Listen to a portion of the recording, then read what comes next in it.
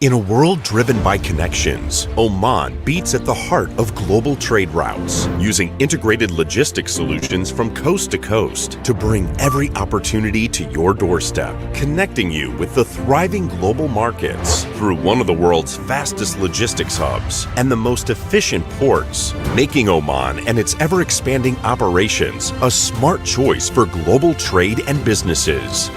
Connect to the world. Connect to Oman.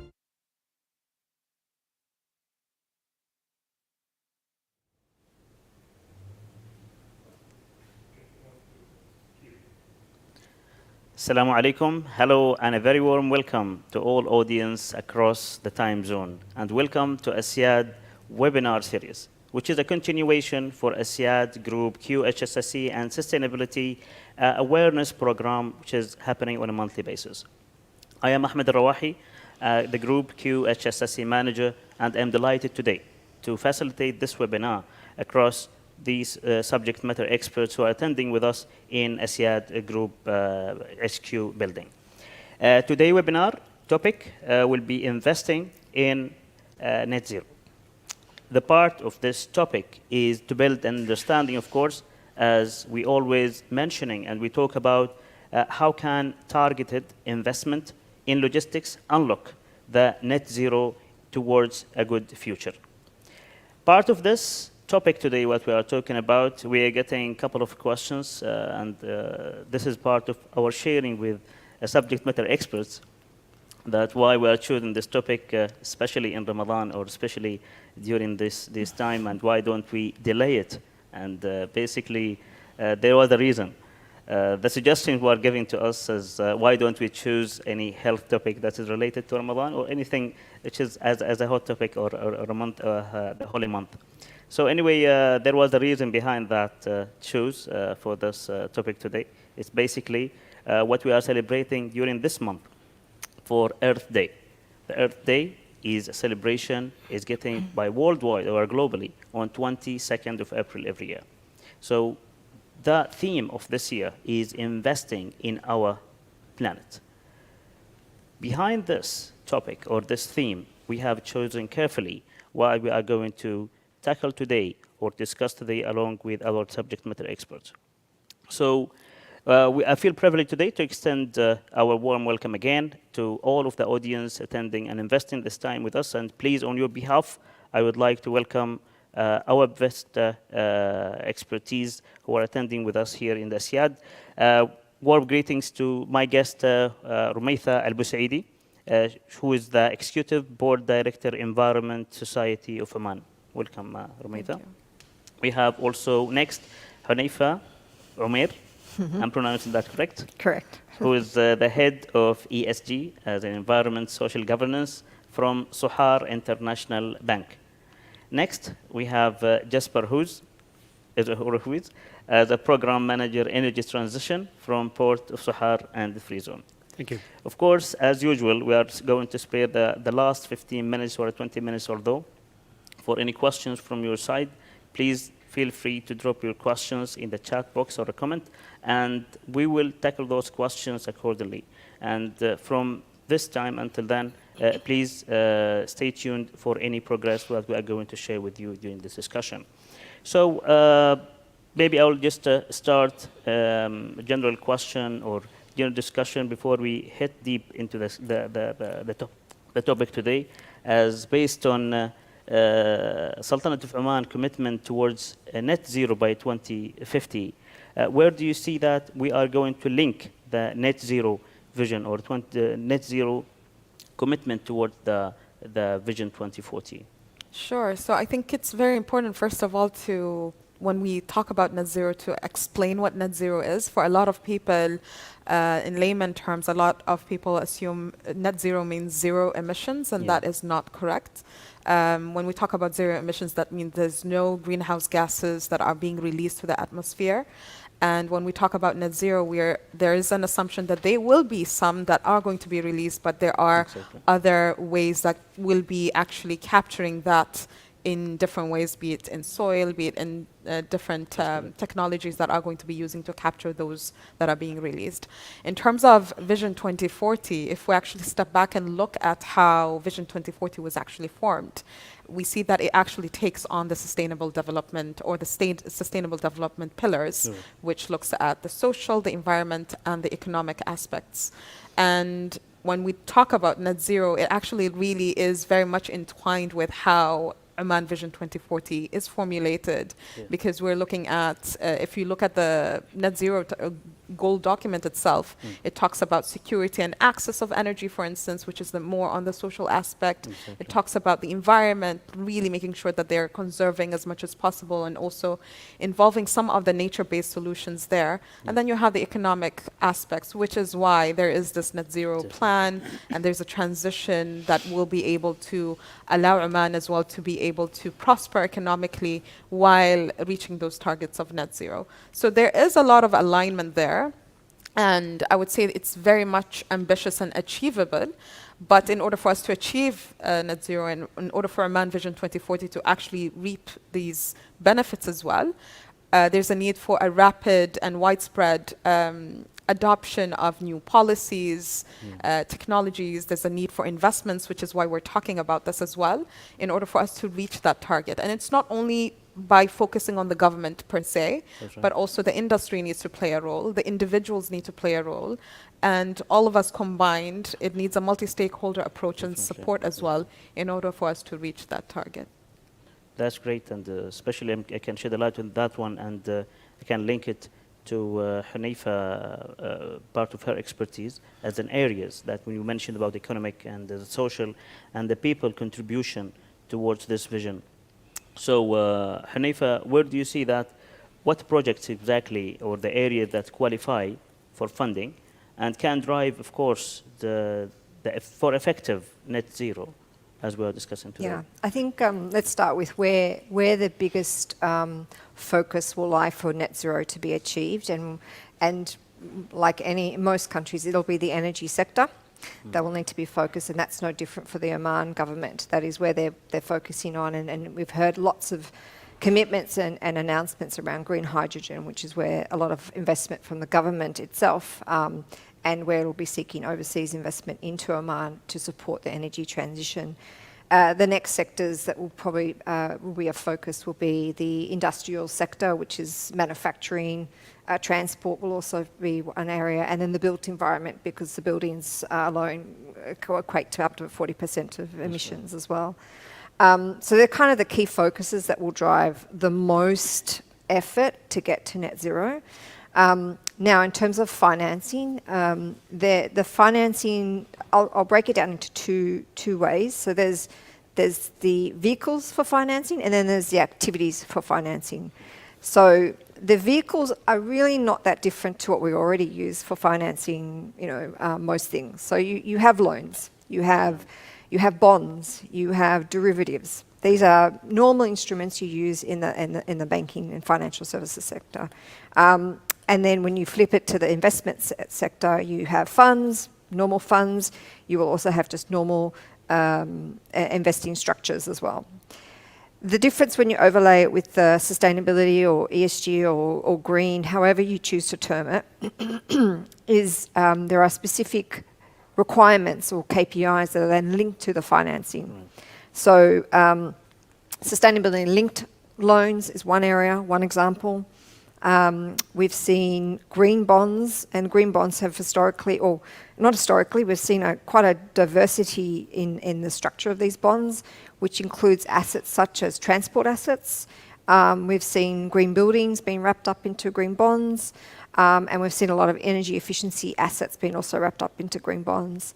I've even read recently about ESG derivatives, where you basically take a position on an outcome of a particular climate financing. So the difference really from traditional financing to a green financing is it's often linked to a green KPI or a green structure. The other key difference is if it's a bond and it's green, the use of proceeds that are derived from the issuance of the bond must be used for something that is green. You cannot raise a green bond and then go and use it to fund a coal-fired power station. So that's just the landscape. What we're seeing for net zero is everything, but again, it's really in that energy space. A lot in energy efficiency. We're seeing a lot in renewable energy as well, and there are some examples within Oman even with renewable energy solar farms, for example, and the bank is currently financing a huge solar farm. So there are some examples, but I would like to see more of a pipeline in Oman, and I'm sure, as Ramith was saying, that some of these initiatives that lie within the net zero commitment and the 2040 vision will hopefully get translated into policy, which then gives us the levers to sort of open up more of the requirements to get us to net zero and more opportunities for financing, which we'd love to be part of. Totally agree with that one. However, we may link that one to logistics sector. So do you see that the logistics sector is one of those which can achieve the net zero?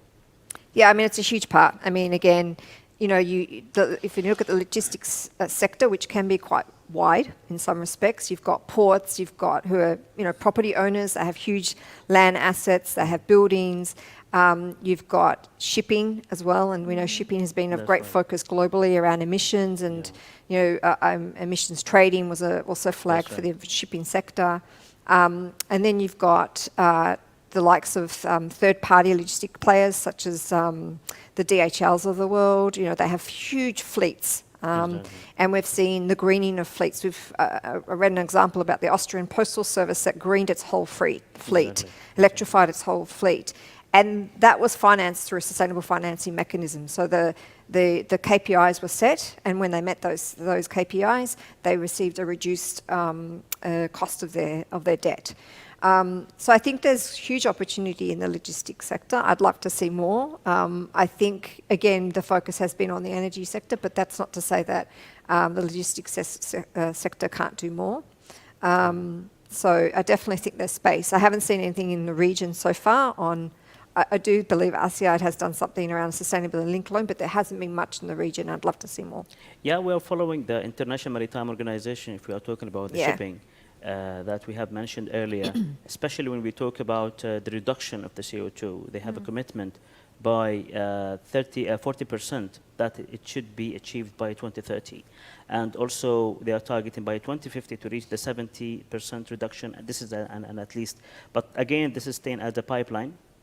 And referring back to the same what Rumaitha was mentioning when we talk about Oman Vision 2040 plan for the net zero, but mentioning again a number of initiatives that is also in the pipeline. Yeah. Good to reflect that one. One thing I'll just quickly add, in the region what we see is obviously logistic companies, some of them global, are mandated to look at greening their asset portfolio. That works quite well in other regions, but in the Middle East, the supply of distribution centres that are solar powered or buildings that are energy efficient is a little bit more short supply. That's right. So what we're only really seeing at the moment is there's not a real big push for the the localized logistics operations.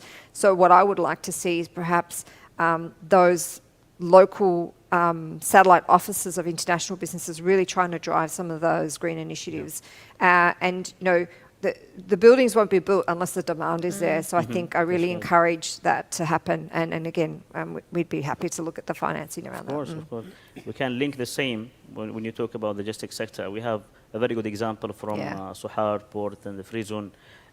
Maybe Jasper, you can shed a light, and we can link the same statement or the same approach that you're going to talk about today with the two approach when we link it to Rumaitha when she was talking about Oman Vision 2040, and again about the net zero plan for 2050, again about Hanifa when she mentioned about the green financing.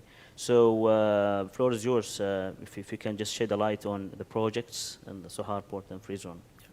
Thank you, Ahmed, and first of all, thank you for inviting me also on behalf of Sohar Port and Free Zone for this webinar and providing the opportunity to touch upon a little bit on the activities of the decarbonization and energy transition and the efforts to become net zero in our port area. And I hope you will allow me to provide a very brief introduction of the activities of Sohar Port and Free Zone and our specific activities regarding to the decarbonization efforts and the energy transition. I prepared a few slides, and I will try to keep it as short as possible. Yeah. But just as an introduction of Sohar Port and Free Zone, originally it was established in 2002, so already 20 years ago. And currently it is a joint venture between the Assiad Group and the Port of Rotterdam. And within the entire development of Sohar Port and Free Zone in the last 20 years, currently, well, the total throughput at this moment in time, it developed towards a port with a total throughput of 77 million tons last year, which is a double-digit growth if you compare it to 2021, and currently contributing about 600 million Omani Rial to the Omani GDP. Also in those 20 years, it generated a total amount of investments of $27 million in the total port industrial complex, and currently providing about 25,000 direct and indirect jobs for the community in the North Al-Batina region. So you might say it might be a lot of numbers that I'm mentioning, but it's to explain also that we think that Sohar Port and Free Zone has a solid position in the economy of Oman, contributing to the society. But it also creates the implication that due to the activities in Sohar Port and Free Zone, we are responsible for, let's say, according to our assessment, about 24% of the greenhouse gas emissions in Oman. So 24% of the emissions are related to the activities in Sohar. And most of all related to what was earlier mentioned already, to the energy activities of the power plants which are natural gas based, and to the industrial activities of the refinery, of the steel factory, of the methanol activities. So knowing the ambitions of the government of the Sultanate of Oman to become net zero in 2050, if Oman wants to become net zero, then Sohar needs to be net zero. So for us it's a really important development, and also will have rather significant implications for the future of our port industrial cluster. And then if we look at the measures that we foresee in order to reduce the greenhouse gas emissions in our port cluster, it will be a combination of, let's say, on the short term, increasing efficiencies in the existing activities in the industries, getting Sohar connected to the renewable energy production, which will be probably at other locations in the country, in the interior, for instance, with solar parks. Getting in a similar way Sohar connected to the green hydrogen supply, which also will probably be at other locations than in Sohar. But if you know that, for instance, currently already 400,000, like 500,000 tons of hydrogen, grey hydrogen, is used in the Sohar port complex on an annual basis at this moment in time, then Sohar you might consider as being one of the important domestic off-takers of green hydrogen in the future. So next to that, we're also looking at carbon capture and storage, and e-fuels, synthetic fuels, so all kind of measures in order to reduce the emissions. And we as a port management company, we are actually managing the port and being the so-called landlord. So we are leasing out the land towards our customers, which are terminal operators and industries, and they are doing, let's say, the day-to-day activities in the port. We as a port management company, we are fully committed to the ambitions of the government to become net zero in 2050. And we strongly feel that in order to face these challenges and to manage this development, we need to cooperate together with our clients to come with, to create a joint energy transition roadmap, to identify where do we see the efficiencies in industries, but also where do we see and identify the synergies between the activities in the port cluster. You might consider that the waste of one industrial process is the feedstock for another process. And also the cooperation with the tenants is really necessary in order to try to increase the feasibility of investment projects, like for instance carbon capture and storage. And to finalize, we also feel, we have a strong belief that the entire decarbonization efforts and the energy transition, it is not only about the existing activities in our port, but it will also create new business opportunities. And at the end, then we might end up also with the goals of the Oman 2040 vision. It is about creating new jobs. It is about creating new in-country value and contribution to the Omani economy. And we are really eager to be involved in this development, together with our tenants, together with our shareholders, and with the public stakeholders, and jointly create this energy transition and decarbonization of Sohar Port-Free Zone. That's good. Okay, so maybe I can shed the light more on the major projects, and this is a question maybe starting with all of you, but one by one. But the major projects that we are talking about generally in Oman, not only in the logistics sector or the energy. So the general ones, or the major investment that would meet the net zero target as a fast, or we can call it in a short term as a low-hanging fruit to capture the net zero target that it can be achieved in Oman. So starting with you, Rumeita, what are the major investment that you can foresee as the ones? So I think it's a no-brainer if we actually look at the Net Zero Action Plan for Oman. The National Action Plan mentions that 95% of our current emissions come from 5 particular sectors. So investments in those particular sectors would make sense. So we have industry, we have oil and gas, buildings, transport. Those are the major ways that we should focus on in terms of investments. And we're seeing as well a lot of movements towards the transport sector, at least, with the introduction of new policies when it comes to acquisition of electrical cars and so on. So those are like major ones, but also some fruits, low-hanging fruits that we need to think of from now are Vision 2040 focuses on 5 particular sectors that are very energy intensive. So you have manufacturing, you have logistics, you have tourism, fisheries, mining, which all require the way to kind of set up things and investments to look at the circularity of how do you make sure that these future projects are as well meeting those targets of net zero and not really contributing to more emissions rather than the current ones. So these are ways that we can think of major projects that are coming in, and perhaps tapping into nature-based solutions as well as a way to actually capture those projects. Maybe with Hanifa as a former financial institution. Yeah, I think you answered the question, but again, it's the energy sector. I mean, the increase in renewable energy will be key, I think. And making sure we get that pipeline of projects, because at the moment the pipeline is a bit light at the moment. It'd be interesting to still see how the green hydrogen process goes. I know there was a release of some projects already, so we'll see how that plays out. And I think it's important, especially I think with the logistics sector, what's really interesting is you get hit from various you have your own operations you need to look at, but your customers will also be looking at you to green and decarbonize. So I think if you're in a logistics organization and you're not looking at this, I think you'll be left behind. So I think I really encourage it, because you will have customers that are really looking at this. So I definitely think that it's the energy sector, particularly renewables. I really want to see more activity in the renewable space.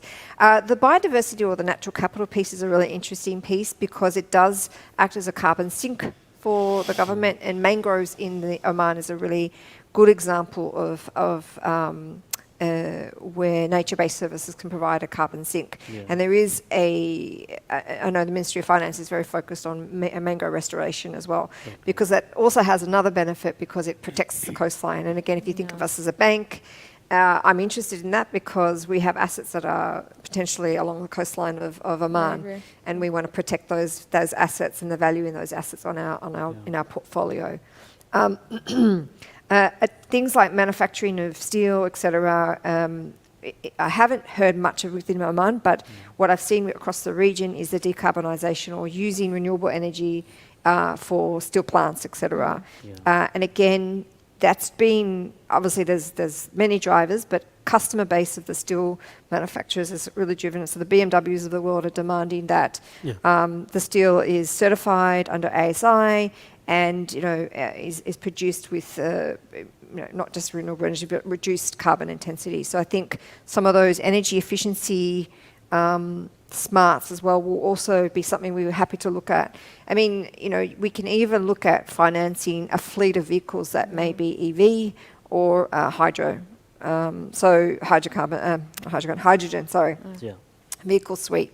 So, I mean, again, it can come in different shapes and forms. I mean, I just looked at my notes and there's a statistic here from the OECD that it's 6.9 trillion annually is needed to get to net zero. That's about 1,000 per head per day for people to get to net zero, and that's still not going to actually meet the absolute needs around net zero. So one thing I'll finally add is, we want to play a role in this space. We want to support the Oman economy, the vision and the net zero position, but it can only be done through collaboration as well. I think syndicated loans, working with foreign banks, working with development banks to really help not just the big end of town as well in Oman, but the SME. I mean, we need to also focus that the SME market has a really important role to pivot and manage what is happening to existing industries, but what potentially might be new industries in Oman. So I think that's really important. And again, we want to play a role in supporting the SME market. If you don't mind, just also, as we talk about SMEs and so on, I think it's very important when we talk about major projects, the technologies are very much the driving force behind a lot of these things that we're talking about.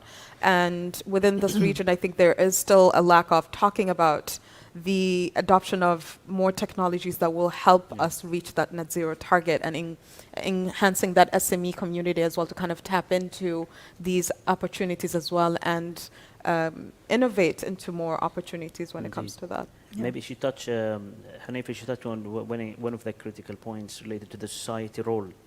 And this is reminding me of Environment Society of Oman, that is coming from. So is there any projects that's coming up as either from the awareness side or either from the society side to benefit the society in Oman? Yeah, so in addition to really focusing on investments, the major part specifically in Oman is raising awareness on climate change and these impacts, and also how do we reach those targets that the government is now spearheading when it comes to net zero. That's right. And we're actually collaborating with Asyad for a new climate change series that we're hoping to kind of spread that awareness even more, and highlighting a lot of not only the current status of Oman and the climate, which a lot of people don't know, but also what we can do for the future and the role of society and nature-based solutions as well to reach that target.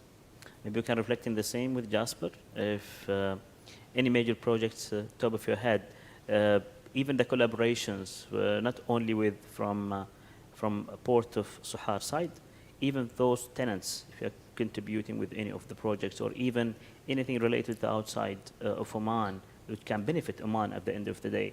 Maybe before we started this, we were discussing something related to one of the initiatives, H2 Together. If you can just shed a light on that one as well. Yeah, sure. Well, if you refer to the H Together, that is actually a partnership between different kind of companies. And if you're talking about funding of to become net zero, H Together is a collaboration between banks, private equity providers, ports and industries, focusing at the financing of the total supply chain for the development and offtake of green hydrogen. Currently, a very significant part of the total cost in that value chain is the cost of capital. And that is due to the fact that, let's say, each individual partner is trying to finance his individual scope for in that total supply chain, value chain. And the H Together collaboration, they are assessing the total value chain for the green hydrogen development. And via analyzing pilot projects, they are trying to come up with solutions to reduce the cost of capital, which currently is about 32 up to 44% of the total cost per kilogram of hydrogen. So it is a significant part, and it's just as an example of an initiative, an international initiative, among others with one of our shareholders involved, the Port of Rotterdam, to reduce these costs. If we are talking about local initiatives regarding net zero, within Solar Port of Free Zone, we have already for a couple of years a solar park managed and developed by Shell, providing renewable energy directly to our clients. We also are cooperating with the steel manufacturer in our port area for a pilot project for the green hydrogen production. So the initiatives are there, and I think for us as a port management company, at this moment in time, what we are really focusing on, knowing that these initiatives are already taking place, we feel the need to look at the big picture and at the long term, and to first develop also our strategy. How are we going to cope with the energy transition, and that together, of course, with our clients, and then we can also implement the measures and the low-hanging fruit, like the renewable energy, which was mentioned earlier. So speaking of the major projects, I believe one of the initiatives or one of the commitment that Salalah Port have declared, which is part of Asyad Logistics again, they have declared the net zero plan, which will be achieved by 2040. With a number of projects in the pipeline. It's just likewise, I mean, we are all working at one hand, I mean, to collaborate and to finalize the net zero as an mission. Going back again to Hanifa, I mean, as a banker, of course, and as you are leading the sustainability department there, maybe one of the things that I'm thinking about, and I can share it with you now, it's financial, how do you foresee the funding for net zero will look like? Yeah, I mean, I think it's no different to what we've spoken to. It'll be very focused on those key sectors that are emissions intensive. But I think what you'll see is some innovation in the way, again, it's not necessarily the way it's structured, but the way that there are covenants put in, on KPIs put into that are sustainability related or energy related. So I think we'll start to see greater innovation around that. You know, what are the KPIs that you can put into a green linked loan that makes sense and that drive incentive for private sector to then get debt at a lower cost. That's really important. I also would, and I say this a lot when I present, is that this is a huge beast across the globe that we have to deal with. We cannot do it in isolation. We have to collaborate. I can't say that enough. You know, and Oman is new in its thinking around this. I mean, so we need to work, and the government is working with other GCC nations, which is fantastic, and then with others beyond the GCC, which is fantastic. So I think from a funding perspective, it's when you look at the investment bucket, it's private equity, sovereign wealth funds working with the likes of BlackRock, Carlyle, teaming up together to help fund transitional arrangements. I think the banks as well. I mean, there is no reason why we, with another bank, can develop a syndicated loan to help fund the transition. So I think we are going to see some more innovation in the way things are structured and the partnerships that are developed for funding the net zero commitment. We are starting, I also think we're going to start to see some more mandatory requirements. So I think the Hong Kong Stock Exchange actually just yesterday has announced that they released a paper to make not just disclosure, but some funding arrangements mandatory. So I think we're going to start to see a bit of a shift when, and again, if you've read the IPCC reports, recent report, we are really at very close to the edge, the tipping point around our emissions profile globally.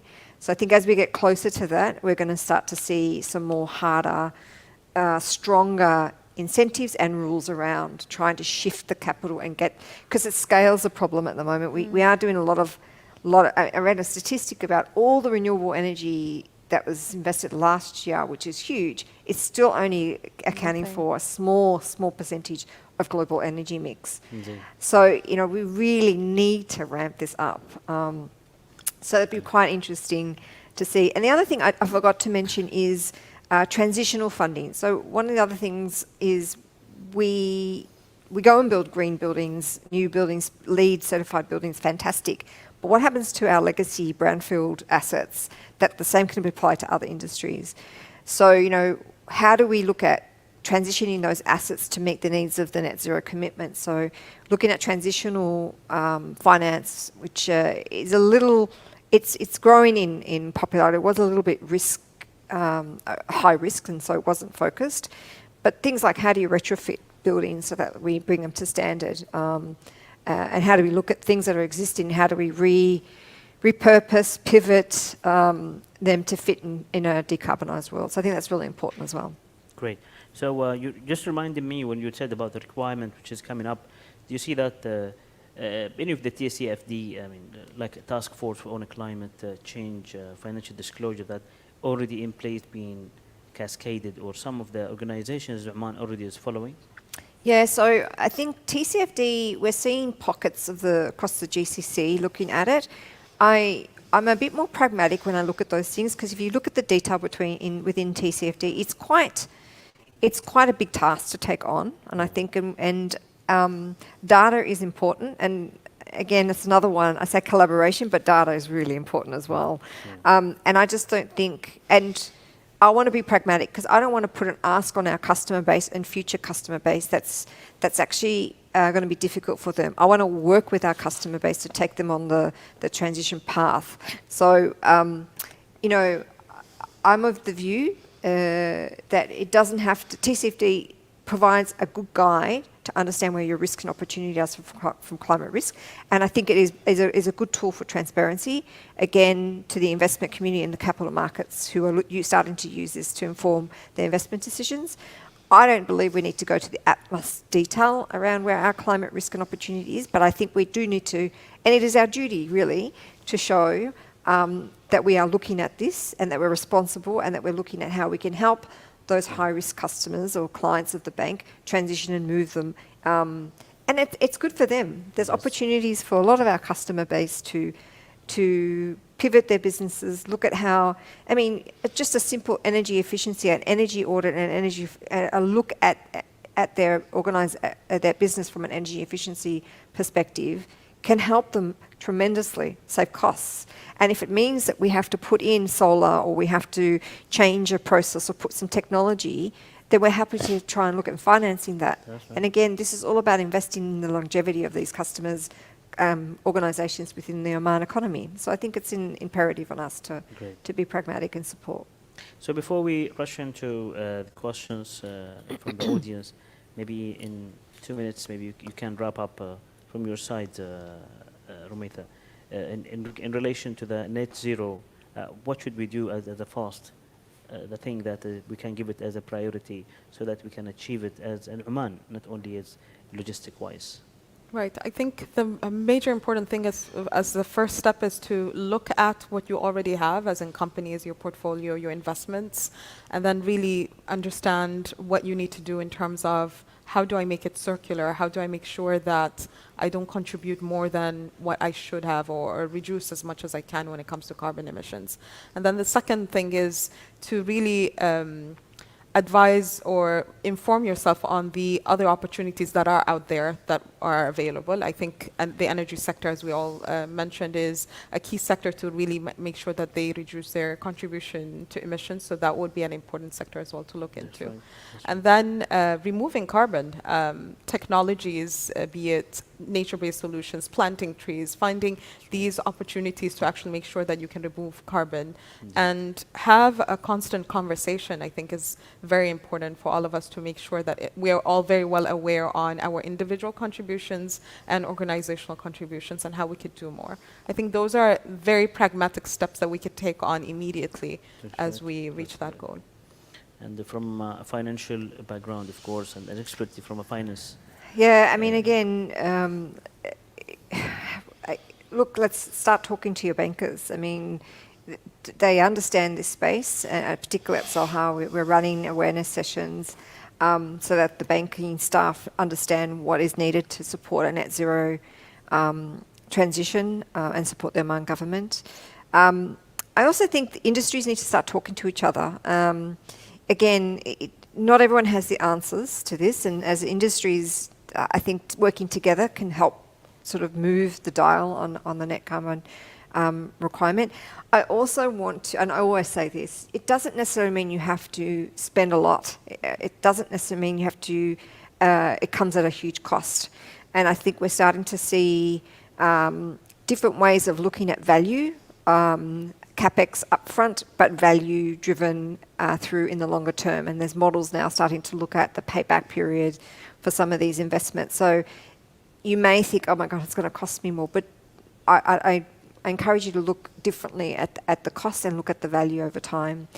And to my message earlier, you know, if you're not looking at this, you will be left behind, because investment, capital allocation, financing, investment dollars is going to the projects that are driving efficiency and supporting the net zero transition.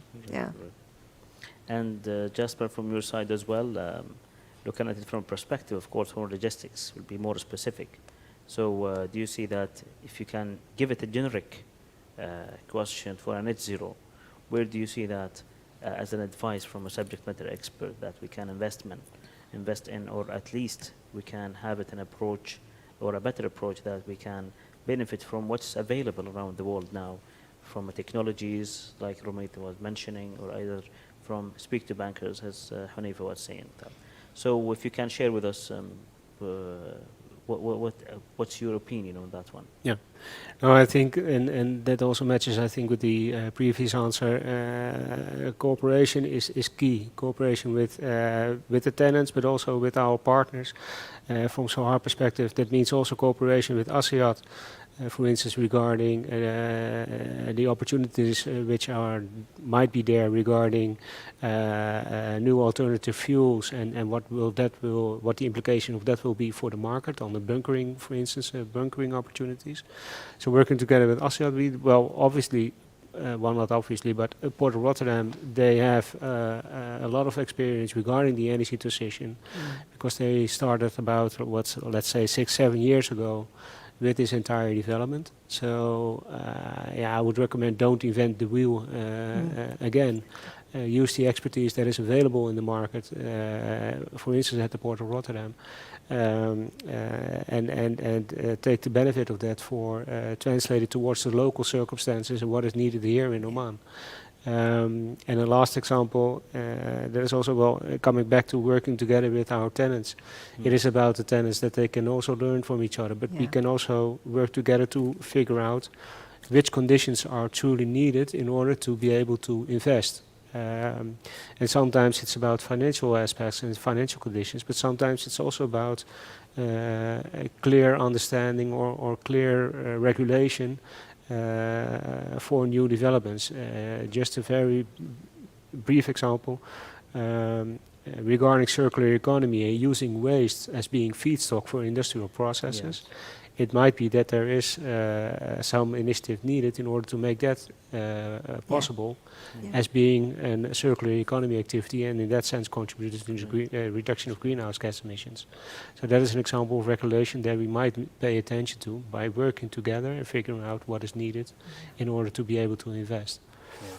I think one of the questions I may start with from London, the question saying that I may direct it to you for Sohar Port. The person is wondering if you do have an availability of master plan or Sohar Port master plan for a net zero, by when it should be achieved. Of course, you have mentioned by 2050, but is there a master plan that you have declared or something in the pipeline about that one?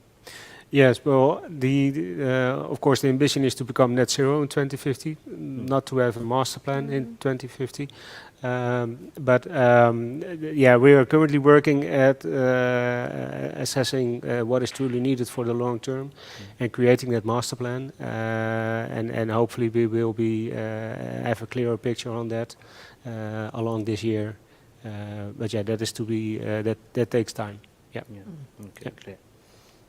Question from Insha Company or Oman Rail from Salim Al-Rawahi. what are the risks associated with investing in net zero emissions, and how can investors mitigate them? Maybe can collectively we can answer this question. Maybe I can direct it to Hanifa. So I guess some of the risks are where the emission reductions will come from and getting comfort that they are true, complete picture of those emissions reductions and that those reductions happen over time. When you look at technology, some of the technology is unproven. And so where do you get comfort that the investment you're making, again, will stand the test of time? I think it's important, some of that. Again, access to data and being able to do the right type of analysis is a bit of a risk as well, because particularly in this region where, you know, we don't really have a push for disclosures for data. So I think that's something that's important. And even data just on, although it's got a lot better, obviously, even just the climatic impacts, doing some analysis and understanding, you know, if we've got assets in certain regions across the Middle East or within Oman, how susceptible are they? Even a rail network can be susceptible to climatic changes. And I'm from Australia, where we had extreme temperatures where train tracks buckled. And so the train system, the metropolitan train system, was offline. So if you can't get your workers to work, that becomes a huge economic impact. So it's that continuity, business continuity, risk. So it's really all data, making sure we do the right due diligence. And then when it comes to moving forward, then you try and de-risk it through the arrangements and the contractual arrangements through the investment structure. I'll add on to that as well in terms of policy as well. We're still very in our infancy when it comes to really putting policies in place for the sector. So that will also be a major risk as well, as in there's a new rule that comes in that really kind of derails a lot of things. Policy certainty is important. And also a carbon market that is not really existent at the moment. So that also might be a risk, especially when you talk about hard to abate sectors, when you talk about the last mile of really decarbonizing everything. So these are a couple of risks that I could think of from the top of my head. A question from Lamia Al-Habsi. What is the demand, and do you have a long-term plan? I think the question might be not that much clear. What do you mean about the demand, and where do you refer to when you talk about the long term? Another question from Nirmal Thomas, business head. We'd like to know if green bonds funding provided by local banks for net zero implementation, any such policies available or in the pipeline? Yeah, so the capital markets at Sustainability Week, Oman Sustainability Week, announced that they are working on a sustainable finance framework. At the moment, there's nothing in place. That doesn't mean we couldn't do one. The only risk we would need is to make sure that however we structure or the taxonomy, which is the defined activities that you would see as green, doesn't differ too much to what would finally be approved and implemented by the capital markets and of course the Central Bank of Oman. So we are exploring this as a bank at the moment, even green or social sukuk. So again, we're looking across the sustainability spectrum. We're not just looking at green, although obviously green is the priority at the moment with the net zero commitment. But we're exploring it. I know some of the ministries are exploring it as well. It's just a matter of when's the right time to do that. But there's no formal framework or formal statement or structure at the moment in Oman. Right, okay, that's clear. I think we're coming to an end of our webinar today. And any further question from the audience, please don't hesitate to share it with Asyad, either LinkedIn or either YouTube or any platform that this webinar is broadcasted as. So in a summary, and I have tried to capture the best out of this, and maybe the recording can be captured much more than these points that I have just given to share with you. We believe that we may conclude that investing into green economy is the only path to a healthy, prosperous, equitable future. And we believe that human influence is equivocally to blame for the warming, especially that we haven't come across that one, but towards 1.5 degrees, and Yeah. we want to limit that one. We don't see something like implemented and physically. There are some still as initiatives, and we're hoping that those initiatives will see a light soon. And that's a sad truth. I mean, to share that some forms of climate disruption will be felt, if not now, maybe in the centuries to come, of those deterioration. Hope our webinar today was able to build an understanding or shed at least a glimpse on how can targeted investment in logistics unlock faster path into net zero. We are thankful to our guests who are coming to us to Asiad Group headquarters, Rumayt Al-Busaidi, Hanifa Umair, and also Jasper, of course. Thank you so much again. Thank you. And on your behalf also, I would like to thank all of those audience who invested this time today with us. And as a reminder for you, please share with your questions, and we'll try as best of our we can, best level to answer all of those questions. Stay tuned for our next webinar next month, inshallah, and we'll keep you posted for any updates. Have a nice evening, and ma salama.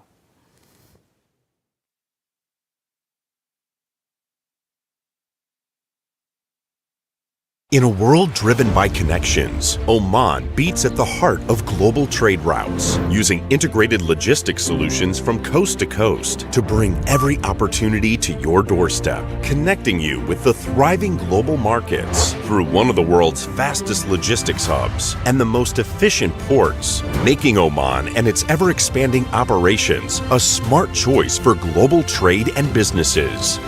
Connect to the world. Connect to Oman.